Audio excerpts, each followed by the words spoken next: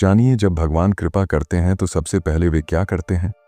क्या आपने कभी ऐसा समय जिया है जब सब कुछ होते हुए भी कुछ अधूरा लगता है, जैसे मन बेचैन हो, दिल खाली लगे और जीवन एक अनजाने रास्ते की तरफ खींच रहा हो?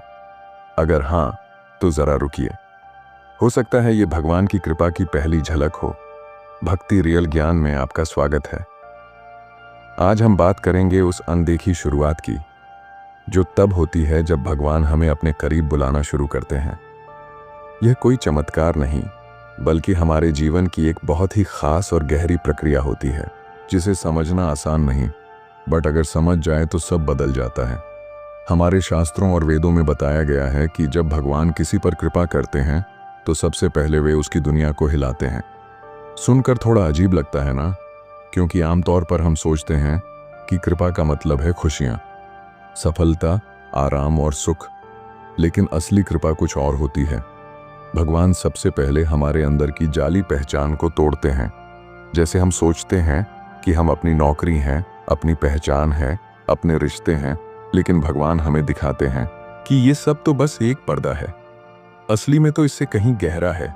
और इस सच्चाई को दिखाने के लिए वे पहले हमारे जीवन की पुरानी जमीजमई चीजों को थोड़ा हिला देते हैं। कभी नौकरी चली जाती है, कभी कोई रिश्ता टूटता है, कभी दिल दुखता है, तो कभी हम खुद से सवाल करने लगते हैं, मैं क्या कर रहा हूं, क्यों जी रहा हूं, यही सब तो है या कुछ और भी। यही से शुरुआत होती है उस कृपा की जिसे पहले हम दुख समझते हैं। पर सच्चाई यह है कि भगवान जब हमें अपने करीब बुलाते हैं तो वे सबसे पहले हमें उस नकली दुनिया से बाहर लाना चाहते हैं जिसमें हम फंसे हुए होते हैं। शास्त्रों इसे आत्मा का जागरण कहते हैं। पहले जो जीवन में मजा आता था, अब वही बेमतलब लगने लगता है। वही रिश्ते, वही बातें, वही सफलता, सब फीकी लगने लगती है। कभी कभी लगता है कि शायद हम अवसाद में जा रहे हैं, लेकिन नहीं, यह अंदर की दुनिया का खुलना होता है। आत्मा हमें आवाज दे रही होती है कि अब उठो, अब सच्चाई की तलाश करो। इस सफर की शुरुआत थोड़ी अकेली लग सकती है। पुराने दोस्त अब आपसे नहीं जुड़ते। जो बातें पहले पसंद थीं, अब उनमें मन नहीं लगता। लेकिन यह अकेलापन बुरा नहीं है।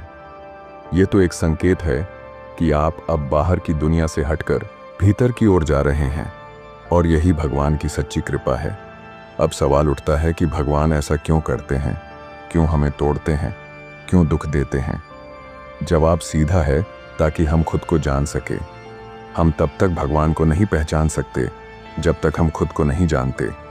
और खुद को जानने के लिए ज़रूरी है कि हम उन सभी चीज़ों को छोड़ें जो हमने पकड़ी हुई हैं, जिनसे हमारी पहचान जुड़ी है, जिन पर हमें भरोसा है।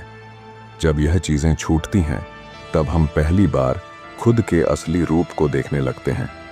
आपने देखा होगा, जब कोई कम में होता है तब वह भगवान को ज़्यादा याद करता है। यही कारण है कि दुख में ही लोग ईश्वर के करीब आते हैं। इसीलिए भगवान पहले हमारे झूठे सहारों को हटाते हैं, ताकि हम केवल उन्हीं का सहारा ले। जैसे एक माँ अपने बच्चे को ऊंचाई से गिरने से बचाने के लिए उसे जोर से खींच लेती है। बच्चा उस खिंचाव से रोता है। उसे लगता है कि माँ ने तकलीफ दी, लेकिन सच तो यह है कि माँ ने उसकी जान बचाई। भगवान भी हमारे साथ कुछ ऐसा ही करते हैं। वह हमें उस झूठी दुनिया से खींचते हैं जो हमें धीरे धीरे खत्म कर रही होती है। शुरुआत में ये सब तकलीफ देता है, मन डरता है, दिल रोता है, और हम सोचते हैं कि भगवान मेरे साथ ऐसा क्यों कर रहे हैं। लेकिन धीरे धीरे हम समझने लगते हैं कि हर टूटी चीज के पीछे कोई सीख थी, हर गिरी हुई जगह से कोई नई शुरुआत हुई, हर अकेले पल में कोई खास अनुभव छिपा था। अब व्यक्ति ध्यान में बैठता है, मौन से प्यार करने लगता है। उस नींद से जागने के लिए क्या आप तैयार हैं? भगवान की कृपा को समझने के लिए जानिए, जब भीतर की दुनिया जागने लगती है तो क्या होता है। भाग 1 में हमने जाना कि जब भगवान किसी पर कृपा करते हैं तो सबसे पहले वे उसकी दुनिया को हिलाते हैं। वे हमारे जीवन में हलचल लाते हैं, ताकि हम अपनी गहरी सच्चाई को देख सकें। अब बात करते हैं उस अगले कदम की, जब हमारी अंदर की दुनिया जागने लगती है।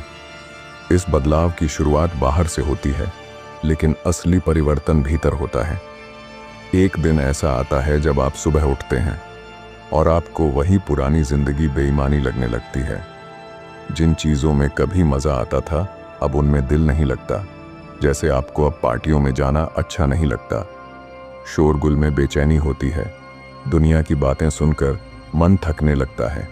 इसके बजाय अब आपको एकांत अच्छा लगने लगता है, आपको चुप रहना अच्छा लगता है, आप खुद के साथ समय बिताने लगते हैं। यह सब अचानक नहीं होता, धीरे धीरे होता है, जैसे कोई दीपक मंद मंद जल रहा हो। पहले आप सोचते हैं कि शायद आप बदल गए हैं, लेकिन सच्चाई यह है कि अब आपकी आत्मा जाग रही है। अब आपके भीतर कुछ सवाल उठने लगते हैं। मैं कौन हूं? मेरा जीवन क्यों है? क्या ईश्वर सच में है? क्या मैं उन्हें जान सकता हूं? इन सवालों का आना ही बहुत बड़ा संकेत होता है कि अब भगवान की कृपा ने आपको छू लिया है। अब आप एक नई दिशा में बढ़ने लगे हैं। यह यात्रा बाहर नहीं, भीतर की ओर है। इस दौर में व्यक्ति का ध्यान अपने मन की ओर जाता है। पहले जो बातें बाहर की दुनिया से जुड़ी होती थीं, अब वे अंदर की दुनिया से जुड़ने लगती हैं। अब व्यक्ति ध्यान में बैठना चाहता है, प्रार्थना में डूब जाना चाहता है। पहले वे केवल मांगता था, अब वे केवल ईश्वर को महसूस करना चाहता है। ये समय थोड़ा अजीब हो सकता है, क्योंकि न पूरी तरह से बाहर की दुनिया में रह पाते हैं, ना ही पूरी तरह भीतर में। लेकिन घबराइए मत, ये एक जरूरी चरण है। जैसे कोई बीज धरती के नीचे फूटता है तो वह पहले अंधेरे से गुजरता है, फिर मिट्टी को तोड़ता है और फिर एक दिन पौधा बनकर ऊपर आता है। उसी तरह आपकी आत्मा भी अब मिट्टी को तोड़ रही है और भगवान की कृपा इस प्रक्रिया को चला रही है। आप देखेंगे कि अब आप छोटी छोटी बातों पर सतर्क होने लगे हैं। आप सोचने लगते हैं, क्या मेरा व्यवहार सही था? क्या मैंने किसी का दिल दुखाया? क्या मेरी सोच शुद्ध है? अब आप आत्मनिरीक्षण करने लगते हैं।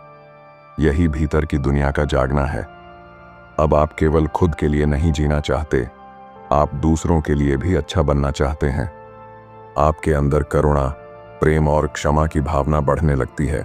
भगवान अब आपको नए रास्तों से बुलाते हैं, कभी किसी किताब के जरिए, कभी किसी गुरु के माध्यम से, कभी किसी सपने तो कभी किसी अजनबी की बातों से। हर जगह से संदेश आता है, अब तुम चलो, अब तुम तैयार हो। लेकिन इस समय कुछ चुनौतियां भी आती हैं। कभी कभी आप अकेला महसूस करते हैं। आपके पुराने दोस्त अब आपको समझ नहीं पाते। कोई कहता है कि आप अजीब हो गए हैं, कोई कहता है आप गंभीर हो गए हो। लेकिन आप जानते हैं कि अब आप सच के करीब जा रहे हैं। इस समय बहुत जरूरी होता है कि आप अपने दिल की सुने, ध्यान साधना और मौन में समय बिताएं। ये समय किताबों से ज्यादा अनुभव का होता है। अब आपको भगवान को समझना नहीं, उन्हें महसूस करना होता है। कभी कभी आप रोने लगते हैं बिना किसी वजह के, कभी मन बहुत शांत हो जाता है, कभी लगता है कि भगवान बहुत पास हैं, तो कभी लगता है कि वे बहुत दूर हैं। ये सब सामान्य है, ये आत्मा का परिष्कार है। हमारे साधु संतों मुनियों ने कहा है कि जब आत्मा जागती है तो वह पहले रोती है, फिर मुस्कुराती है और फिर भगवान की बाहों में समा जाती है। अब आप सच्चे मार्ग की ओर बढ़ने लगे हैं। अब आपको केवल सच्चाई चाहिए। अब दिखावा, झूठ, अहंकार, ये सब आपको बोझ लगते हैं। और सबसे खूबसूरत बात यह है कि अब आप हर चीज में भगवान को ढूंढने लगते हैं। पेड़ में, हवा में, सूरज की किरणों में, किसी मुस्कुराहट में या अपनी सांसों में, हर जगह भगवान का एहसास होने लगता है। यही सच्ची कृपा है।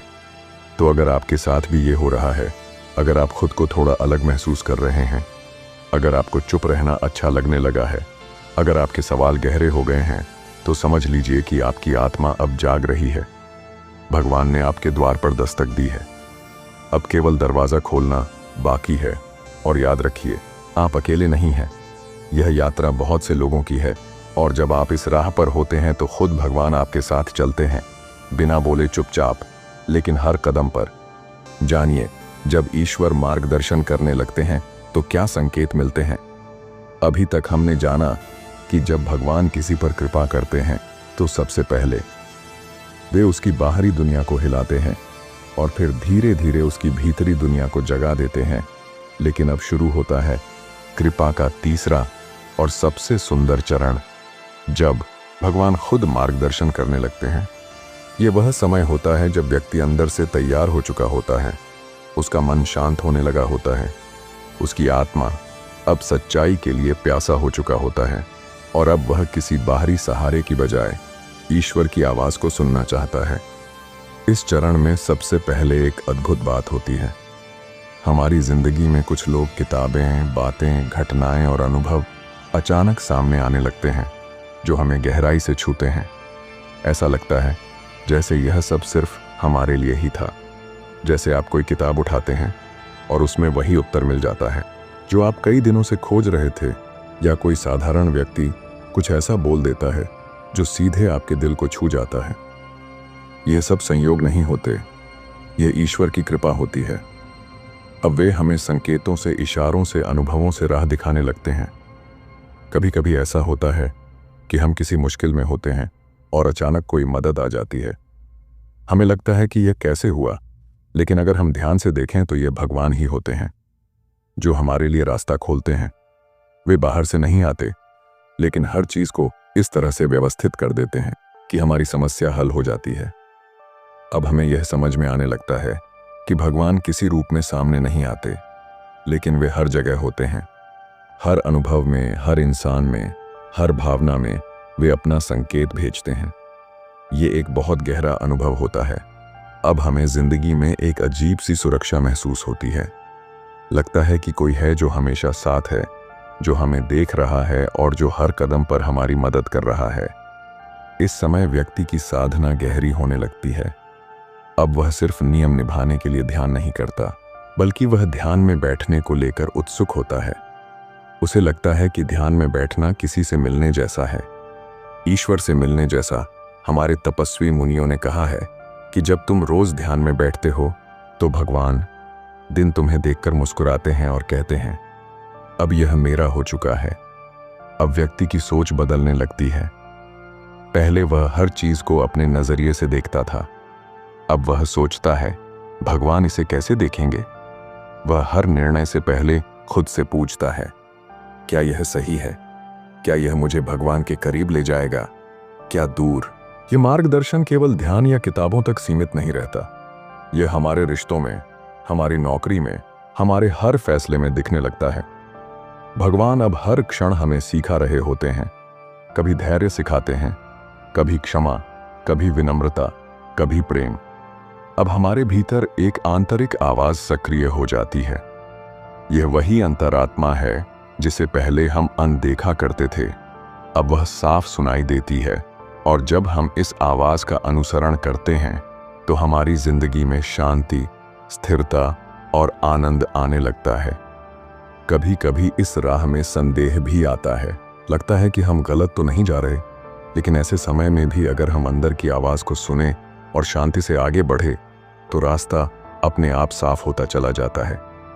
अब जीवन में दो बातें बहुत गहराई से समझ आने लगती हैं। हर चीज में भगवान है, हर चीज से वे हमें कुछ सिखा रहे हैं।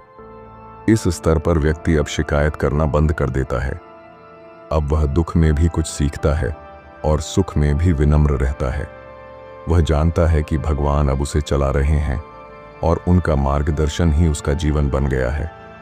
अब व्यक्ति हर रोज जागता है इस भावना के साथ कि हे प्रभु, आज मुझे वही करना है जो आप चाहते हैं, मुझे वही कहना है जो आप कहें, मुझे वही सोचना है जो आप सोचें।